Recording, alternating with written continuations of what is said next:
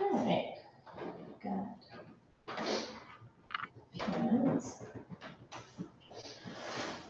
I think we could go ahead and get started early though, 'cause I think it's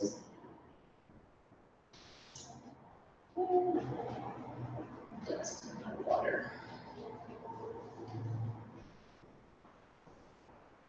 All right. Have you been mindfully breathing? No, I've had a doctor's office appointment yesterday, and as I was sitting there, she's like, "Wait a minute, are you breathing? You're not breathing." And I went like this, and she goes, "Okay, so breathe." Right, yeah. She's like, "You're still not breathing." I'm like, "Well, it's just me, just." I mean, you're not dead, but No. yes, but It's just, it's hopeless. it's not hopeless, it's a practice. So going back all the way to the first thing, so the very first thing we did was mindful breathing, and that's probably the most, it's the simplest form of mindfulness that you can practice. It's always with you. And just because, and I will say this until I die, simple doesn't mean easy. And we've been breathing since we were born. I mean, I'm going to state a lot of obvious things here for a second. So we've been breathing since we were born. And it's one of those things that we do because our body involuntarily does it for us. And so we don't think about it. We don't really need to, as long as our brain is still telling us, okay, inhale and exhale. And so because of that, all these years of conditioning of just breathing to stay alive, we don't feel like we need to do anything else. And so that's why it's called mindful breathing or mindfulness, or all the stuff that we're talking about, because we're specifically bringing attention, awareness to that thing, particularly the breath. And that takes time and that takes practice, so I'm 42, so I've been breathing for 42 years, pretty regularly every day, but that doesn't mean that, this is like the perfect example of quality over quantity. I breathe a lot.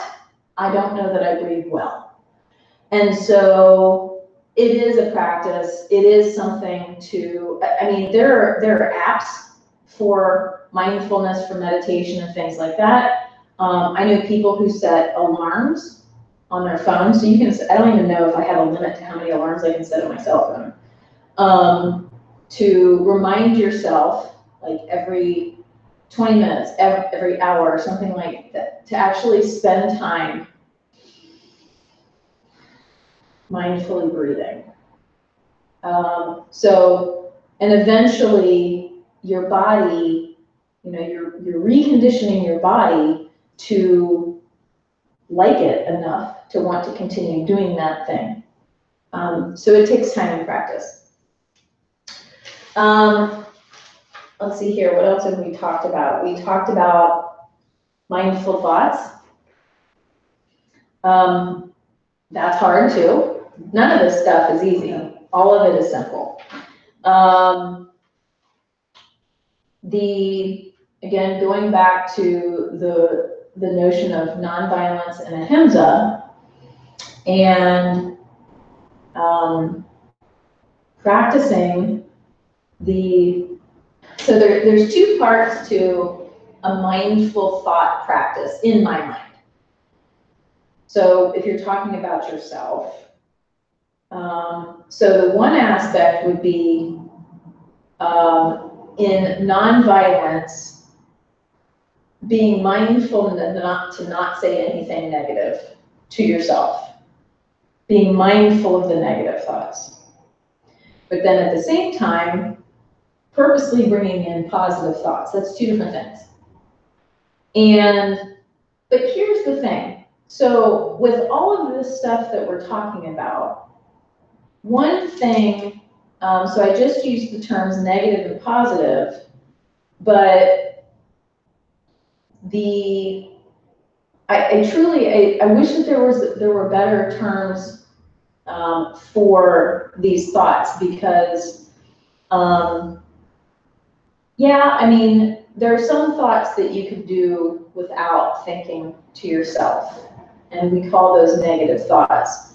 But negative thoughts, or these thoughts that bring us down, they deserve compassion too.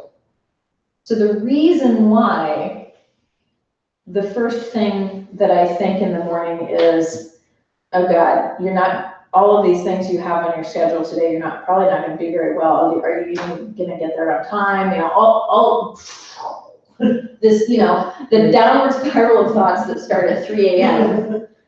That's my weak time. And so if these thoughts are a part of me, they come from my mind, I'm creating them. And so why should I treat them any differently than any other part of me, physical or mental? These things need to be cared for. Now, I don't want to nurture them so that they grow up to be bigger and better. But it's just like the kid on the playground that wants attention. And if you give it compassionate attention, then perhaps it'll soften. It won't be so pokey, hey. And then, you know, that can allow you the space. So I'm visual when I think of these things. So I think of these thoughts, knocking my glasses off. I think of these thoughts coming all around me, and I can feel it in my chest and in my body when these thoughts come. And so allowing myself to soften these thoughts, and I'm not pushing them away. What I'm doing is sort of moving the air around so that they just sort of like float away. You know, they float off to the periphery and they sort of soften a little bit. And I give myself this space. And then once I feel like, okay, I haven't pushed them away entirely, because, you know, some of the thoughts are a little bit valid. Like, yeah, I have something, like today I had stuff that was back to back. So I was a little bit anxious about making sure that I gave myself enough time in between things to get there, to set up and so forth. So there's a little bit that's valid there. But, so I need to pay a little bit of attention to some of those things. But at the same time, I need to remember, example with my thoughts about my day, I can only take one thing at a time. So I need to focus on the first thing that I need to do. And the first thing this morning was teaching a 6 a.m. class. Actually, before that was even getting up, brushing my teeth. I mean, I hadn't even gotten to that part yet, and I was just drowning in my negative thoughts. And so you allow yourself the space and the time. And then once you feel like okay, so I've got some space here in my thoughts. Okay, how about then 3 words, 3 thoughts of gratitude? You know, like, I'm actually, and trying to take like a negative situation and turning it around. So for example, I woke up at 4 o'clock, my alarm goes off at 5. Like, well, you know what? I've actually given myself time. If I want to go into the studio early, I'm a step ahead. I know I'm not going to sleep for the next hour. Aaron's snoring, the cats are fighting, I'm hungry now, you know. So, so then take the situation and say, you know what, okay, there's actually a positive to this. My brain may know something that I don't. Okay, let me get up and I'm gonna prepare and I'm gonna bike into the studio. I had a great bike experience, even though it was raining. My face was soggy, but everything else was dry. It worked out just fine and I enjoyed it and the smell was delicious. And it was warm enough to rain instead of snow. You know, yeah, so thinking about the positive stuff. So it's just little by little, you know, it's kind of like, it's like working your way up a mountain. It is surmountable. You can do it with the right tools. you know, and you can't worry about up at the top. You know, the tool that I need is my breath and the concept of ahimsa and santosha, contentment, and allowing myself with each step to reconsider, okay, what am I doing here? What am I doing here? Okay, oh, there's some rocks. Okay, I'm gonna reposition my feet. And I'm allowing myself resilience and flexibility in the moment to say, okay, oh, somebody just said something to me. Oh, somebody just pulled in front of me.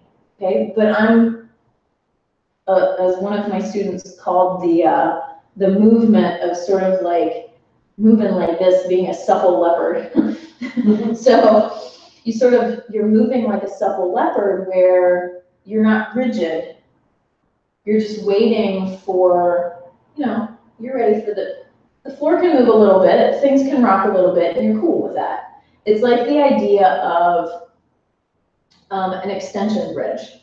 So San Francisco, you know, the Golden Gate Bridge and all of that, or skyscrapers. These things need to be able to move. Yeah, because if an earthquake happens, so there's two things that you're keeping in mind throughout life is the ability to move and be resilient and, you know, be able to jump when you need to while having strength. So being able to move when you need to and be mentally flexible, physically flexible enough to sort of react to the moment without crumbling, there's an aspect of grace to that. And I mean physical grace. And when you think of grace, I think of ballerinas. And, okay, so, you know, I've not personally, but I know plenty of people who have had experience as a ballerina and all of the things that go on behind the scenes of ballerinas. I'm gonna push that to the side. Okay, all the bulimia and anorexia and all of the drugs and whatever. Okay, however, but the fact of the matter is to be graceful takes a lot of strength. So ballerinas, these folks in Cirque du Soleil, all this stuff, to make it seem effortless takes a lot of strength, mental strength and physical strength. So although ballerinas are these live little stick people, they're all muscle. You know, when you see them in their tights, like the lines of their muscles in their back, could probably use a donut, but but that's the thing of it, is that it requires physical strength and mental strength in order to be able to manipulate the moment, to move within the moment. So it's not completely relaxing and turning into jello. It's having strength in the core. So this is moving me gracefully into the discussion of mindful movement.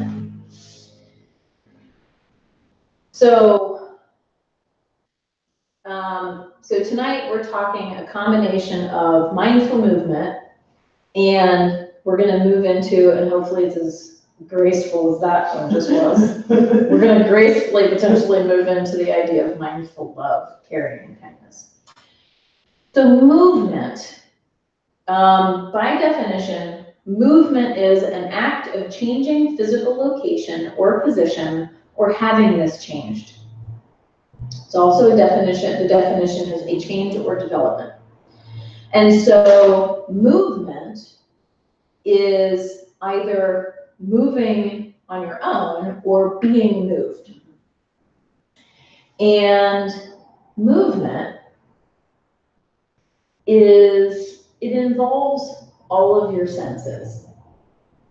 And so when you move, how do you know that you have moved? You see that you've just changed. Maybe your head moved. I can see something different. I'm seeing something from a different perspective because I'm off to the left now. Maybe I know that I moved because I can feel the air. Even just moving my arm like this, I can feel the movement of air on my arm.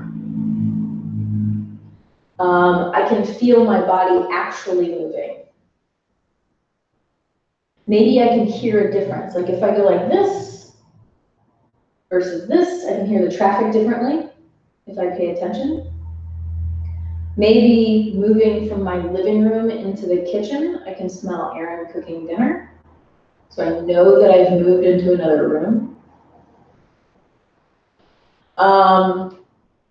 And so you're using all of your senses. If you were in a deprivation chamber, all black, floating, you might not even know that you moved. You may not even know that your eyes are open. And so maybe you touch yourself to even know that the rest of your body is there. And so with mindful movement, we're bringing our attention to certain parts of the body and noticing sensations from any of the senses. And so what we're going to practice tonight is real simple, real easy. So I've got 4 mats, and they each have a different texture. 2 of them have a similar texture. We're going to walk barefoot with our eyes closed on the mats.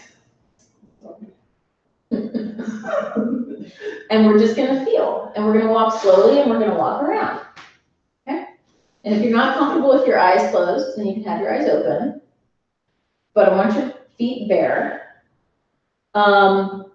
So as a Westerner, but as somebody who lives in the United States, we're not frequently as barefoot as people in other countries. I do not walk outside much barefoot. In my own yard, yes, but not around the city. So my feet are gross. However, my feet are probably sensitive because they're inside of socks and shoes a lot. I try to be barefoot a lot, but not as much as I should be. So, but whether you have a lot of sensation in your feet or not, you know they have some sensation because they're holding you up. People who have diabetes, to a certain extent, may have paralysis in their feet, and therefore they might have special shoes that help them with walking. But even then, there must be some sensation because complete numbness would be quite a challenge. So, we're going to practice this. Socks off. My comfort zone just what like that. You can keep your socks on if you like. Okay. So this is simply a practice in moving forward and following the path and feeling what you feel in your feet. And so what I'm going to request, heel, ball of the foot. Heel, ball of the foot.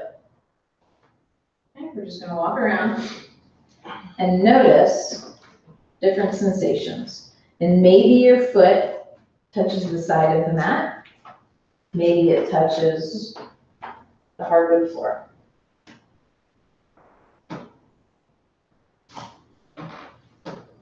You are very purposefully stepping and lifting.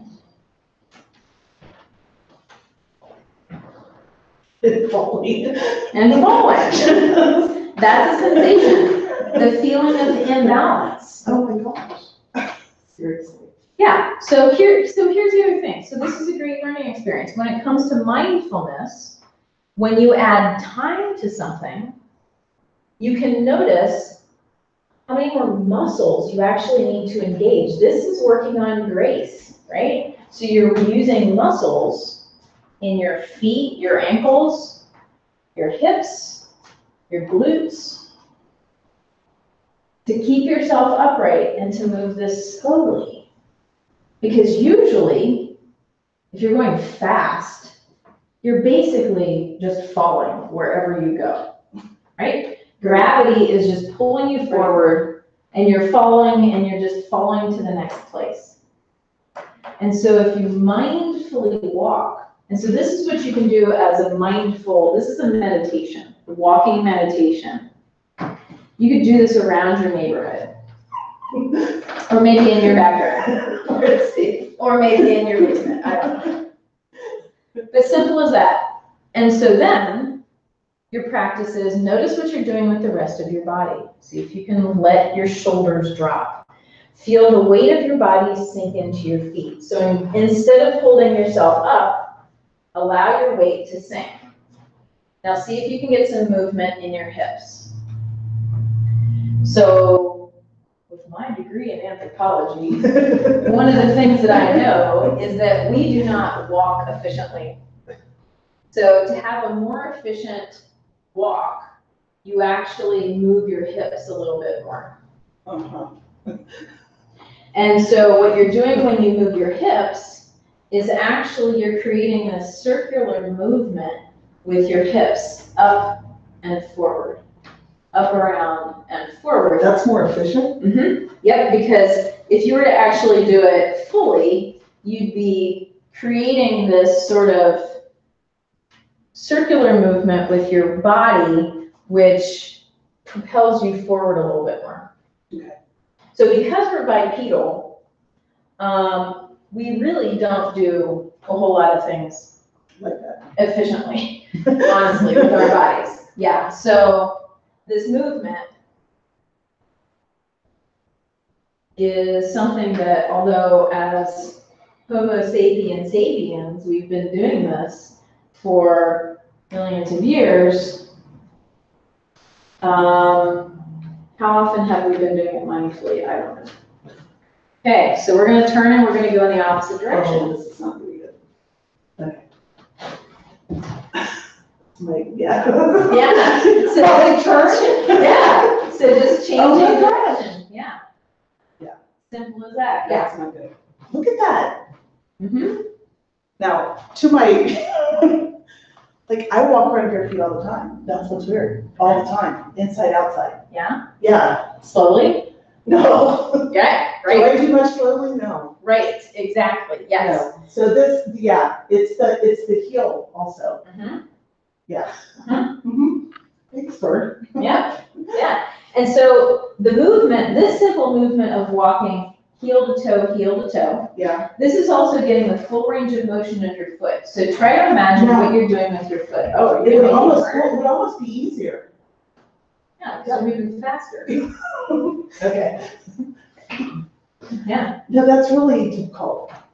It's So- this way. When you move, yeah, oh yeah, right, It's much more difficult. sure. Whatever your mind wants. If someone was left-handed, would this be easier? Maybe. So see, okay, so now with the movement of your feet, feel like you're pushing off with your toes, okay? Try to get the most range of motion out of your foot. See if you can get the entire sole of your foot to sort of move. Feel like you've got stickiness in the bottom of your foot and you need to pull it off the floor. That's easier. So you plant, feel grounded, lift it up like it's sticky. Imagine that you're walking through glue.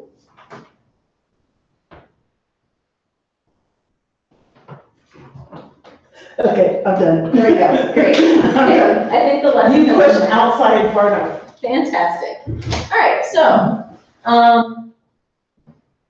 so the thing that, so a couple of things that we experienced. Number one, slowing down is more challenging. You use more muscles, you're using your mind more, because when you're slowing down, you just came into the present a little bit more. You came into what you were doing a little bit more. And so thinking about all of the other kinds of movements that you do, and how you can change those movements, okay? So even like putting on my socks, taking the time to get it positioned right around my toe, before bringing it to my heel and up, right? Washing the dishes, washing by hand, folding the laundry. So if you've seen Marie Kondo, the way that she folds is, so she was on Stephen Colbert the other night, and he had her fold a fitted sheet, which, I mean, you can't fold those things, they're dumb. And so but what she did was she folded it, and she was very gentle about it. She folded it and folded it because very similar, she and I think, were cut from the same cloth. She anthropomorphizes things, and she is empathetic towards these things. And so you could see the love that she was putting into this sheet as she was folding it. And then once she had it folded, she was petting it, flattening it out, and then she gently rolled it. She was very specific and intentional with her movements, because her concept is, does this thing spark joy? And then thinking about the thing itself, like not cranking up your socks and jamming it in to the drawer, but folding them or rolling them, because these things support you all day long. Let them rest in the drawer. And so it's that kind of thing, intentional movement. So think about the things that you can do, even walking to the car, using the key or pushing the button to unlock it, when you turn the ignition, when you get everything set up to move. Think about how you can add a little bit more time to that. It doesn't have to be like 10 minutes, but adding some extra breaths to just notice what you're doing. And when you take that time, you add that time, perhaps then you're able to release from your shoulders and bring the energy and effort into your core. Most movements start from the core. And I mean that figuratively and physically, literally. So strength in your abdominal muscles, front, side, and back muscles will help support any and all movements. Keeping an upright torso happens from here. And when I have an upright torso, my chest is open to facilitate a better breath and to facilitate bigger movements. Because if I have length in my torso, as opposed to down here, I can only do so much.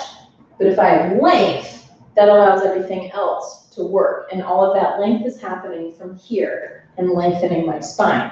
And when I have length in my torso, that also allows for better walking and running and moving and swimming and horseback riding and all of these things. So it all comes from the core. Physically, figuratively, metaphorically, this is also the center of your being, is creating these movements. And so you're thinking about how you make a movement from the inside out, how you think about deciding to do it, and why. It's kind of the same notion of, thinking about why to say something or how. It comes from inside first. And that similar notion of everything coming from your core is then so part of the definition of movement is being moved. And so if you have strength in your core and you have this resilience and this grace that you've been working on, then when you are moved, you are more easily, you're not thrown off kilter. You're able to resituate yourself and find your foundation again. And again, that's true physically, and that's also true sort of mentally, emotionally.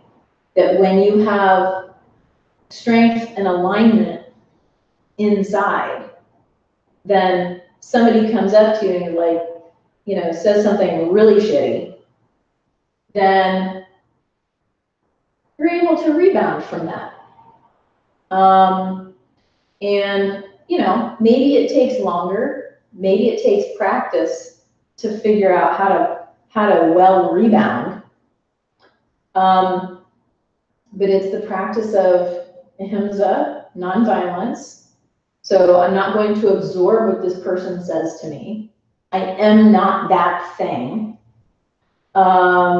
And taking a moment so that I don't immediately react and do something that I regret, but taking the moment to think about it, pause, decide whether the response is best.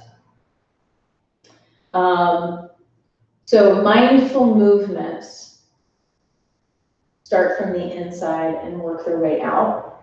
And I would like to also think of movement as more than just like walking, talking, all of these things. I think that movement is even like going to say something, like the movement of deciding to respond or react, whether it's a physical reaction of a body movement or of speaking or even thinking. I feel like that's a movement. It's a change of position. So giving that time and space and intention to do that. Thoughts about any of that?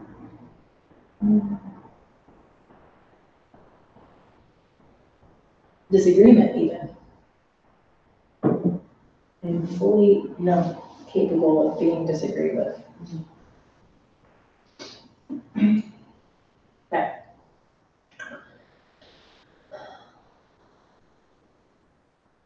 So, so sort of the practice of this, the practical application is, again, the next time you go to do something, practice it with intention.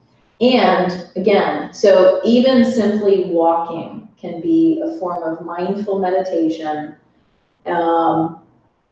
and moving to sense all of the things that are happening, sensing the different textures on your feet, sensing the movement in your ankles and your feet.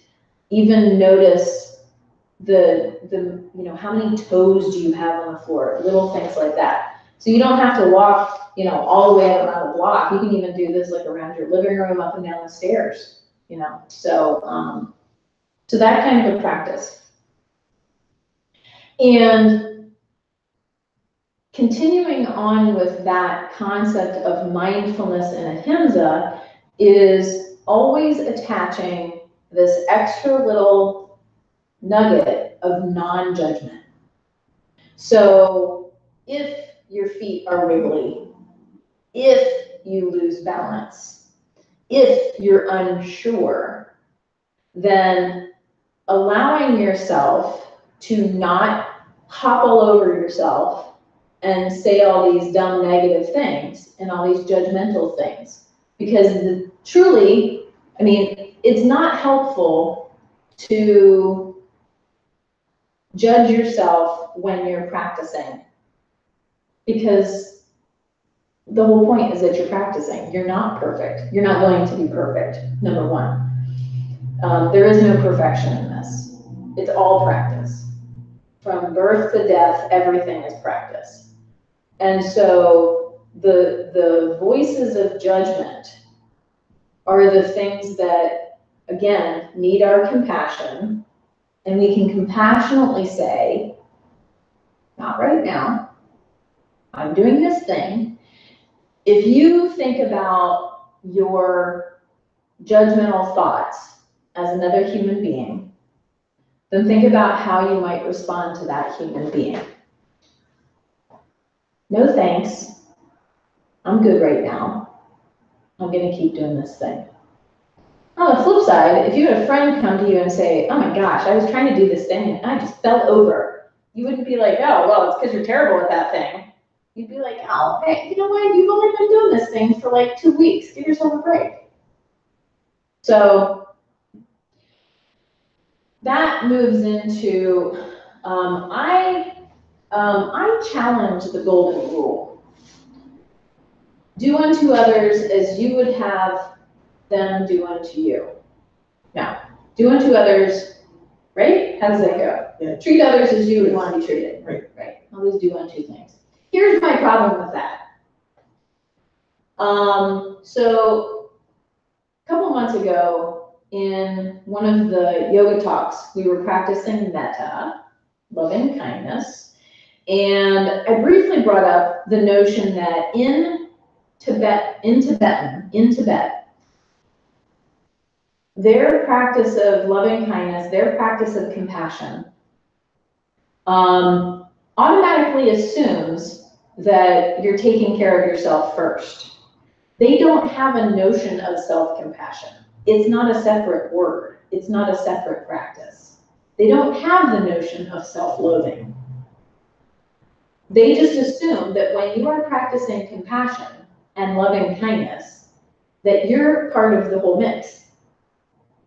And so my challenge to the golden rule is that the golden rule was written by people in cultures that were not Western, and they were not Americans.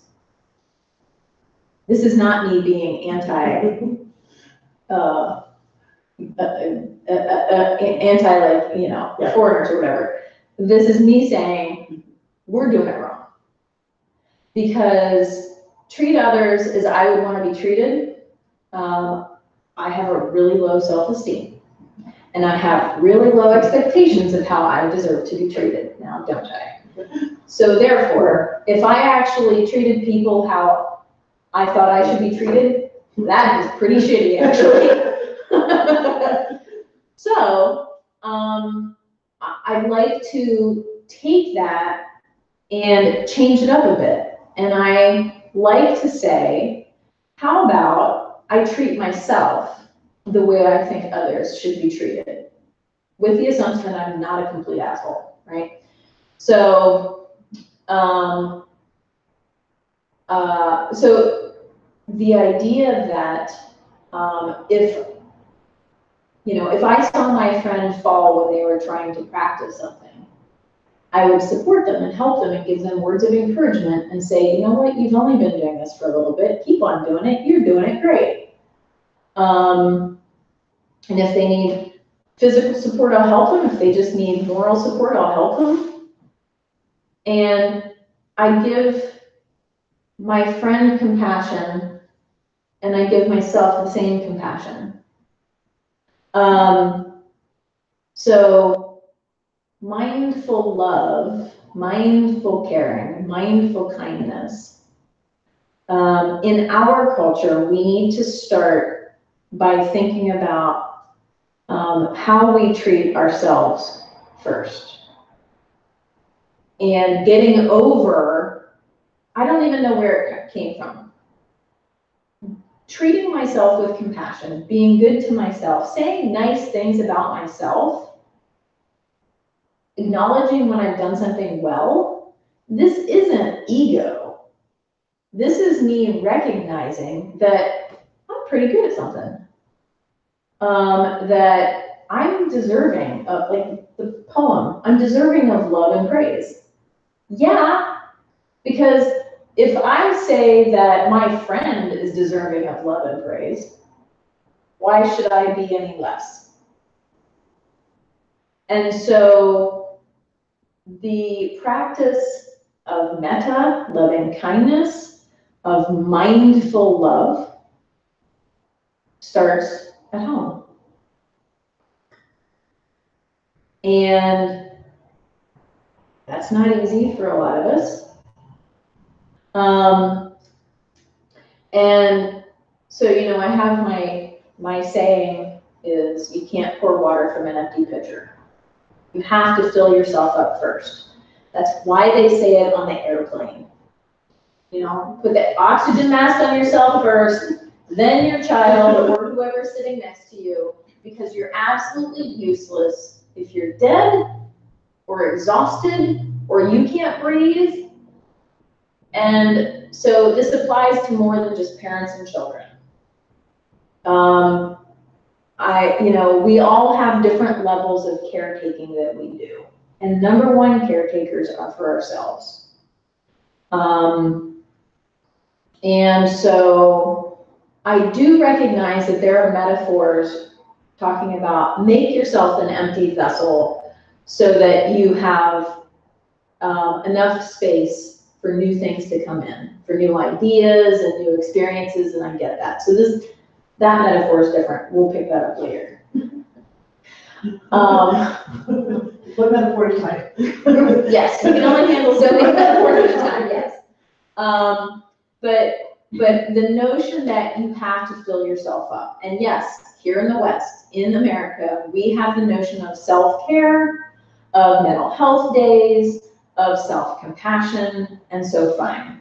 Until we actually get to the point of not needing the word self-compassion and self-care, then we're gonna need to keep doing it, and to keep saying it, and to keep believing it. So the practice of loving kindness, of metta, is challenging. So in that practice, so it's a meditation practice where you wish for loving kindness, for happiness, for the end of suffering. You start with that for yourself, saying, may I be free from suffering. May I experience loving kindness. Whatever the sayings are that you would like to say 3 or 4 of them. Do you practice on yourself? You believe it, pretty crucial, or act like you believe it. Fake it till you think it, And then you use that same phrasing, the same intention. So I've just filled myself up with loving kindness so that then I can think of somebody neutral. So, trying to think, okay, so I saw a guy today that I didn't have any interaction with, and I don't know that I have any negative or positive thoughts about him, and so I think about him, and I think, yeah, I would like for him to be happy, I would like for him to be free from suffering, I would like for him to experience loving kindness, so I think that about this person. And then I think about somebody who is a friend, somebody that's a little bit closer to me, and I wish the same thing for them. And because it's somebody that's closer to me, I absolutely do believe it, but it should be no different. This guy that I don't know and my friend, I want them all to be happy. And there, you can take a couple more steps. You can move on to somebody who you care very deeply about, passionately, so forth. And working up to somebody who's challenging. And so when practicing metta to somebody who's challenging, sometimes you do have to envision this person as like a child, because maybe now as an adult they're really tough. But that person as a child, yeah, that person as a child, they deserve loving kindness, be free from suffering, they deserve happiness, and perhaps if they had gotten it as a child, they wouldn't be such a jerk now. And so, and remembering that adults who are very challenging people, if they were happy, healthy, free from suffering, experiencing loving kindness, they wouldn't be challenging. And so, of course, we want that for them. That doesn't mean you have to like them. That doesn't mean that you actually have to embrace them physically, visualizing it. You don't have to do that. And that doesn't mean that you have forgotten whatever it is that they did. And so the idea is, in some aspects of mindful love and kindness, is you're doing it from afar, and you're doing it to release that from your own heart. Because the last thing that you want is for somebody who's hurt you, or somebody who is a challenging person. I'm putting that nicely. I don't have any better way of saying it without using all the words I really want to use. I don't want that person to have all this power over me, that person's out there having, some sort of nice dinner right now, not even thinking about me, and I'm at home brooding and feeling horrible because of something that happened 10 years ago or whatever. I need to let my heart go, for me. Maybe not for them, but for me. So that's practicing mindful love to myself, and also metta, loving kindness, to somebody who I'm probably not too fond of. And that's okay. It doesn't mean you even have to ever see that person again. You're just releasing that, maybe even compassionately removing that connection.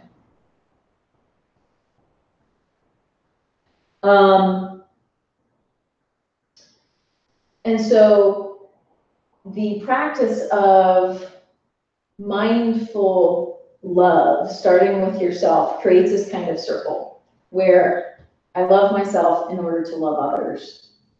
And when I'm loving others, I'm also receiving that back. So the practice of compassion, feeling compassion for myself fills me up. I'm going to feel compassion for somebody else. And the act of compassion towards somebody else, in turn, is healing and releases all sorts of endorphins and neurotransmitters are shooting off from your brain. You're just getting all of this benefit from being compassionate to somebody else, whether you're in front of them or not.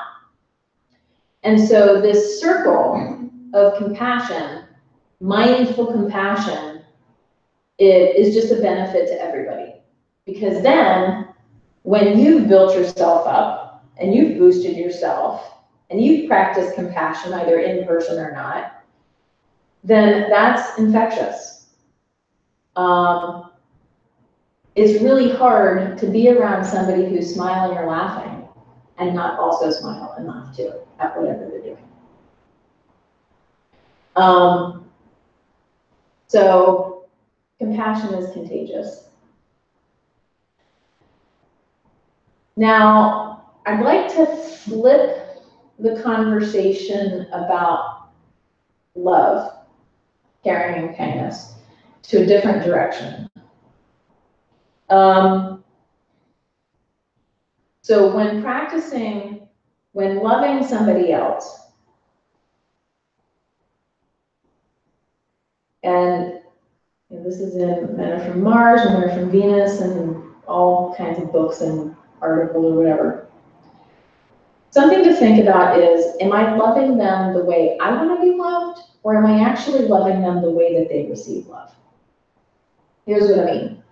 So Erin and I are probably only just recently, within the past several years, finally settling in and recognizing, and we've been together for 16 years, we're finally only just settling in and recognizing that, okay, so when he does this, that means that he's showing me he loves me.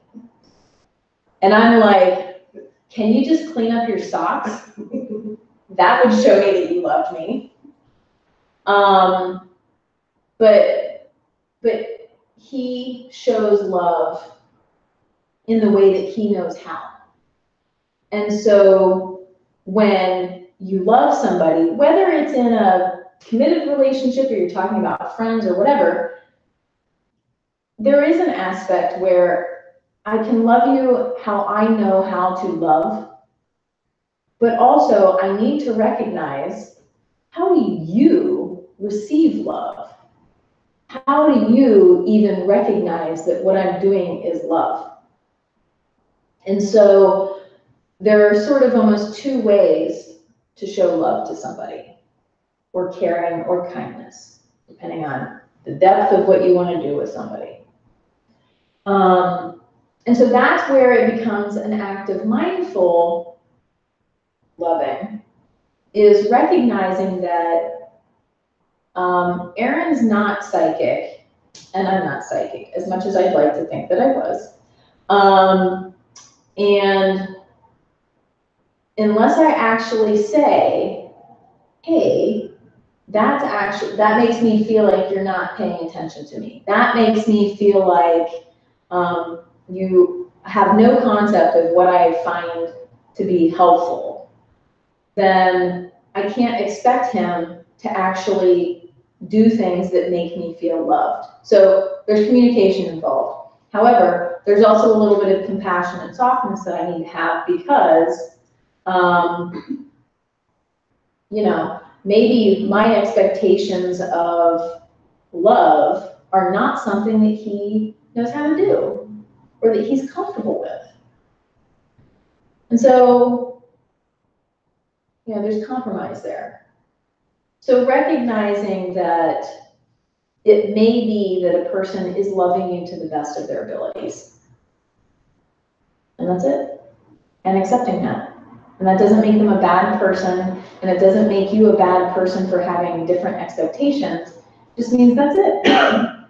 That's what you're gonna get. And then that's where you hop in with the yogic term santosha, or contentment. This is the best this person is going to be able to give me. And seeing it from their perspective, that's amazing. They're giving me all of this. And so either I'm not going to be happy with that, I'm going to move on, or if this is important enough, I'm going to be like, you know what? Okay.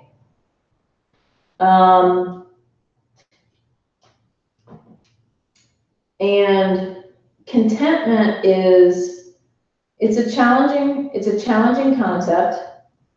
It doesn't mean that you're just rolling over and showing your belly and just being a doormat. It means that you recognize that the situation as it is, I've got an option. I can get out of it, or I can accept that this is the best that the person's going to give me. I'm going to find the good in the situation, and I'm going to be okay with what's going on right now, knowing that everything changes.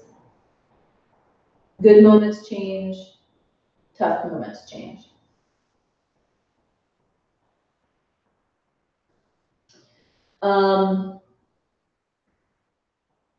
In addition to the idea of sharing love with somebody, kindness and caring, is also making sure that you are, perhaps I'm going to bring back that empty vessel here. So, yes, thank you, thing that was holding my empty vessel over there. So making sure that you are available to receive love the way that they can give it to.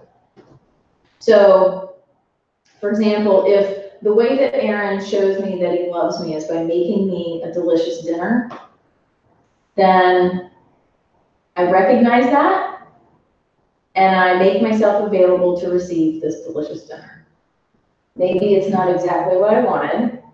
Maybe I would have liked something else with it. Maybe it's actually terrible. He's actually a very good cook, but what if it was done poorly? You know what? He put 100% into it. There's love in it. It may taste like crap, but I'm going to receive it, and I'm going to make myself available for receiving it. Because if I'm blocking myself off and I say, nope, I'm not hungry, or oh, I already ate, or that's not what I wanted, or I didn't even come home for dinner, then I'm not making myself available for accepting love that somebody has to give me. And that's challenging too.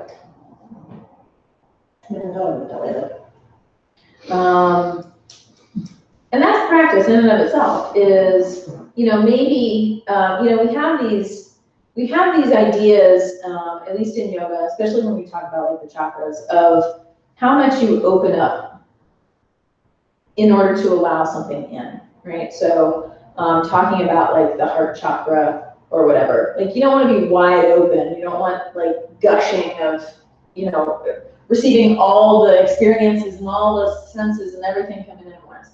So you're like, you know, you don't want to drink from a fire hose. You just want to have like a little bit, you know, so that you can like taste test, like, okay, is this going to be enough? Is this okay? Can I handle this? Can I manage what's being given to me? You know, little by little. And it's like that idea of not taking more than you can handle. You know, it's like I was talking with one of my students this morning. Again, going back to sort of like the idea that Marie Kondo has of gifts, you know, and things that you keep because somebody gave it to you. You know, like the ugly sweater that my ex-husband's grandmother gave me for Christmas, our first Christmas. Like, it was well-intentioned. Damn, it was ugly. I think I wore it once. The gift was in the receiving of it, and the gift was in her giving it to me. She thought she knew me well enough, and it was terrible, but it was well-intentioned. There's no reason to keep it. Somebody else can love it. And also the same idea, like, for example, if somebody invites me to someplace, to an event, and I'm like, oh my God, I'm so tired. And this is what I'm thinking in my head. And yet I still accept, and I'm like, oh no, okay, I'll go, because I don't have the nerve to tell them no. Now I'm going to this event I don't want to go to, I'm really tired, I'm gonna be unsocial, and what if that person knew that I didn't want to be there? Wouldn't they feel bad? And so the idea of only accepting what you can handle, only accepting the amount of attention or being social, love that you can handle. Say no. And how freeing is it to actually say to somebody, you know, if I didn't have these other things happening that day, perhaps I would like to go, but there's so much. It's a lot. Just tell people that, you know, I want to be able to, you know, be there 100%, but I don't think I'll be able to. So I don't think it's going to be the right time. So be it. People appreciate the honesty, and they wouldn't want you to be there if you were suffering through it anyway. So don't take more than you can actually handle. And don't drink from the fire hose because you'll drown.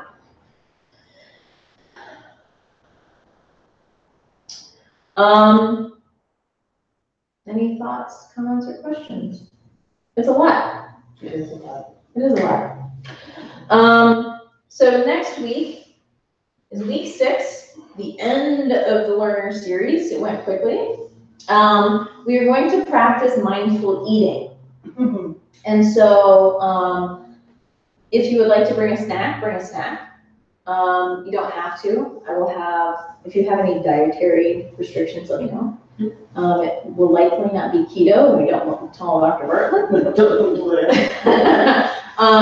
She doesn't know her. That's right. So She won't see this, will she? No. So the idea that, so we're going to practice mindful eating. So you're looking for something that may be interesting, has an interesting flavor or a texture or something like that, or even something that's very plain, like plain yogurt. That can be interesting.